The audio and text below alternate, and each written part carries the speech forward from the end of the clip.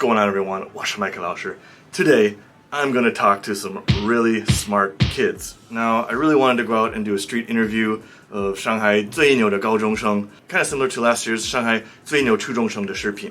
But alas, there was a lockdown, as you know, and students are already graduating. So I did the next best thing, and today we're going to sit down and talk to Shanghai 最牛的高中生. We're talking kids that got into Stanford, Cambridge, Emory, and many others. I never went to a top high school or a top university when I was younger, so I really want to know what sets these students apart. Is there a secret code to getting into a top university? If so, what is it? I know some of you are thinking it's probably because of money, right? You might be surprised to know that a lot of these top schools have great scholarship programs for low-income families. So if that's not it, then what is it? Hard work, natural talent, good guidance? Some of their answers are gonna shock you. My name is Caroline Shi. I've been living in Shanghai for the past 13 years. I've been in SMIC since 5th grade. My name is Lenny, born and raised in Shanghai. I graduated from Shanghai Xiwan International School, but I took 2 gap years. Explain to people what a gap year is. You know, for students who are lazy. I'm just joking. But gap year for me is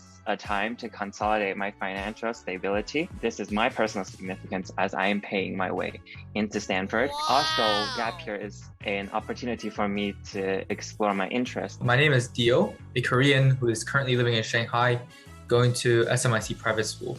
I have senioritis, obviously. So explain senioritis to the audience. Sort of a thing you get after you're done with all your college apps. You're done with most of your schoolwork, and you just kind of become lax and lethargic. Yeah. So what's next for you? Did you get into a good school? On the top of my head, Stanford, UC Berkeley, Northwestern, USC, UCLA, and waitlisted at Yale, Dartmouth. What? I don't know. So for the Stanford community, they were the most supportive. So I'm like, that's where I want to spend the next 4 years. I got into Emory University. I applied there for 81, so I think, yeah, that's a pretty good result. I saw it on the school website that it says Atlanta is one of the biggest business centers in America. And I think it's just really exciting that the city I'm living in has close connections to what I'm studying. I'm going to Cambridge in the UK. I did get accepted from Berkeley and Rice and the like.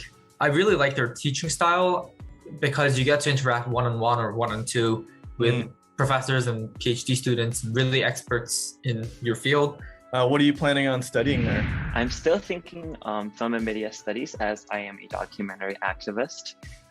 I might complement this major with a communications or linguistics minor. I applied for econ, but I definitely want to get into business. There's like a program where you can transfer to the business school, but that business school is pretty competitive. So. I see. Studying natural sciences, probably going to the biology route. I would love to get like a PhD and then go on to become a researcher. What was your TOEFL score? My TOEFL score was 114. Wow, pretty high. Did you do the home test then because of the quarantine or? Yeah, the first 2 were home tests. They had a proctor, so they were watching me through the camera.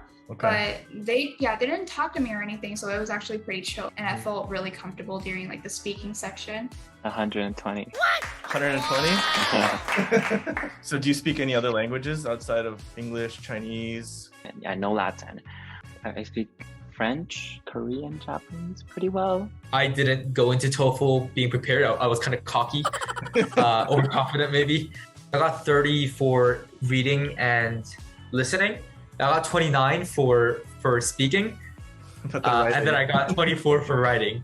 So that one section threw me off. What was the most important thing that students need to do to get into a top university? I wasn't in school. I was directing documentaries on marginalized communities in China. So my ambition is pretty much like screening China from the margin. I want to become like a director that changes legislations, especially like during middle school and high school. They're like, Lenny, like follow the sheep, follow the lead, like you be in the crowd. And I'm like, no. It's hard. It's very hard. It's with hindsight that I say that you should do this because I succeeded. And now everybody's like, oh, do what Lenny did.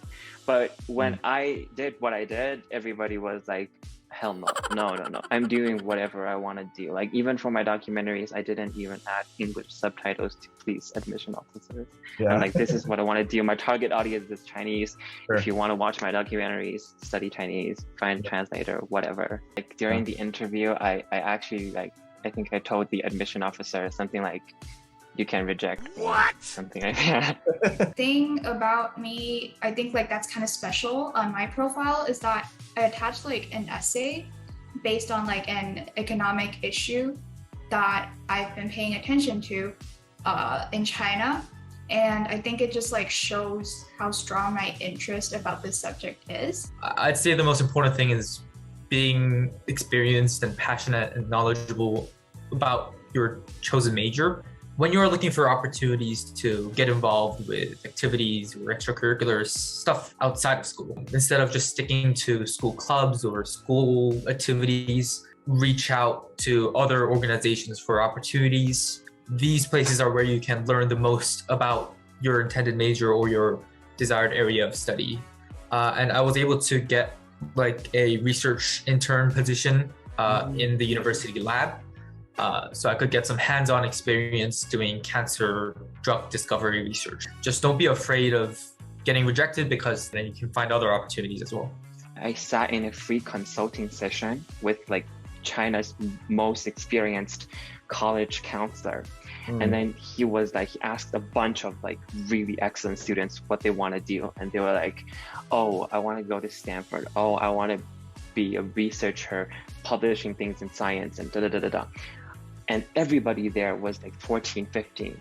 Yeah. And I was like 13, 14. And I was like, wow, those teenagers really know what they like. And then it was my turn. I said something like, I want to keep my hair and stay famous, something like that. and then this counselor sighed. Like, that sigh was the biggest motivation for me to get into Stanford. Never become silent. Never let your dream, your passion become silent because of others. Instead of blindly pursuing high scores, find a strategy. Do something that others never imagined. When you take the initiative, the stories you tell, it will just look more touching and more like you. And I think it's important that you have like a common theme. If you're applying for bio, then you join a lot of bio competitions, and then you have a lot of activities that are closely tied to that. If they're just like choosing whatever their like counselors or teachers or parents tell them, then they probably don't have like the passion to study it through college. One hard thing was definitely writing my personal statement essay. You have to narrate through an event. You can't just like sit there and talk about what kind of person you are. What are you most looking forward to at Emory? I like the vibe of the school. Like, it's not that big. There are a lot of really good professors, so I'm definitely very excited to work with them. I think it's like discovering real opportunities and taking leaves of absences. Like, to me, it's more about like growth rather than a diploma. I'd say the environment there is quite diverse. So there's a lot of like posh people as well. And there's a lot of people from low income backgrounds as well. So I'm just kind of excited to get to know all of these people and experience these traditions. What are you most afraid of? It's definitely gonna give me some sort of like pressure at the beginning, knowing that I'm like completely on my own right now. I'm far from home. I think everybody is worried about not being able to make true friends. The thought of everybody being amazing there and getting adapted to that mediocrity is something that I think I'll struggle with a bit. Do you have any language study tips for students watching? You have to treat every occasion in your life as a language learning opportunity. Like walking down the street, I looked at English, science. When I look at KFC, I wonder what's like what this abbreviation is for, like every occasion.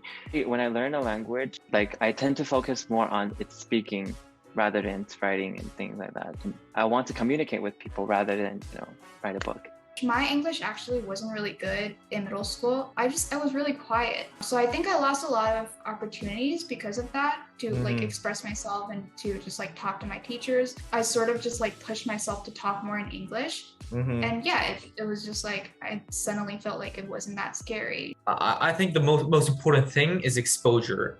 But if you don't have those opportunities, I think you really need to seek them out.